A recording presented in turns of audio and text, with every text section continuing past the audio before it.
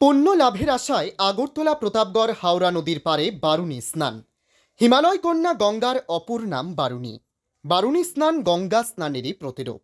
প্রতি বছর চৈত্র মাসের শতভিসা নক্ষত্রযুক্ত মধুকৃষ্ণা ত্রয়োদশীতে এই বারুণী স্নান অনুষ্ঠিত হয়।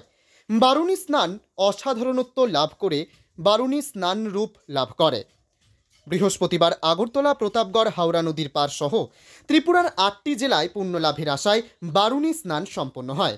এই বারুণী স্নান উপলক্ষে আগরতলা প্রতাপগড় হাওড়া নদীর পারে এক বিশাল মেলাও আয়োজন করা হয়েছে। এই মেলায় দূর দূরান্ত থেকে অনেক ব্যবসায়ীরা তাদের দোকান নিয়ে বসেছেন। তাছাড়া অনেক দূর দূরান্ত থেকে ও বৈষ্ণবরাও এসেছেন।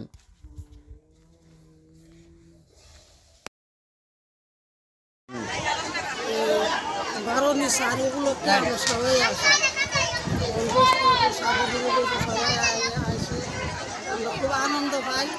গঙ্গার স্নান হয়, তারপরে হস্তি দান হয়, ব্রাহ্মণ আয়ে, বৈষ্ণব আয়ে, সবাই সব দেশের নানান রূপে আয়ে খুব আনন্দ পাই। এই যে বারুণী স্থানটা হচ্ছে দুলের প্রথম দুলের 12 দিনের দিন হয় বারুণী স্নান। এইটা করলে কি হয়? এটা করলে মানুষের দেহ মন পবিত্র হয়, তারপর সাধুগুরু বৈষ্ণব দর্শন হয়, তার কল্যাণে সবাই মনে ভক্তি শ্রদ্ধা আসে। এই মেলাটা কতদিন চলবে? একটা মেলা আজকে শেষ, আবার একটা হইব সামনে অষ্টমী সারি। এই জায়গাটার নাম কি?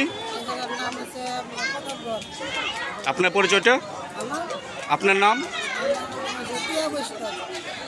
কি উদ্দেশ্য হয়, এটা কি হয় পূজাটা? এটা তো দীর্ঘদিন চলে আসে, এটা তীর্থস্থান বাইরে যা গয় আকাশি যা, এটা গয় আকাশির মতন হবে। এটা কিন্তু দান করে ঠাকুর ঠাকুর থাকে, কামানাটা মারা অস্থিক ভাষা, এরপরে না পূজা পাঠ হয়, ভক্তরা প্রসাদ প্রসাদ দেওয়া হয়। এটা দীর্ঘদিন চলে আসে, ছোটোবেলা থেকে দেখে মনে। কি নাম কই এটা যা প্রতাপগড়।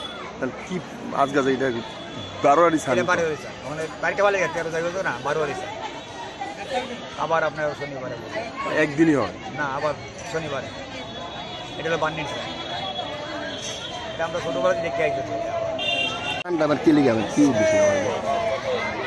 এটা বারুণী গঙ্গা স্নান পিতৃমাতৃর উদ্দেশ্যে জলদান করে, জল বলতে গঙ্গা পূজা, গঙ্গা মার আরাধনা করে মনোবাসনা পূর্ণ হয়। আজকে কি একদিনই হয় নাকি? কি নাম কই রে? গঙ্গা, গঙ্গা মার আরাধনা করে, গঙ্গার পূজা দেয়।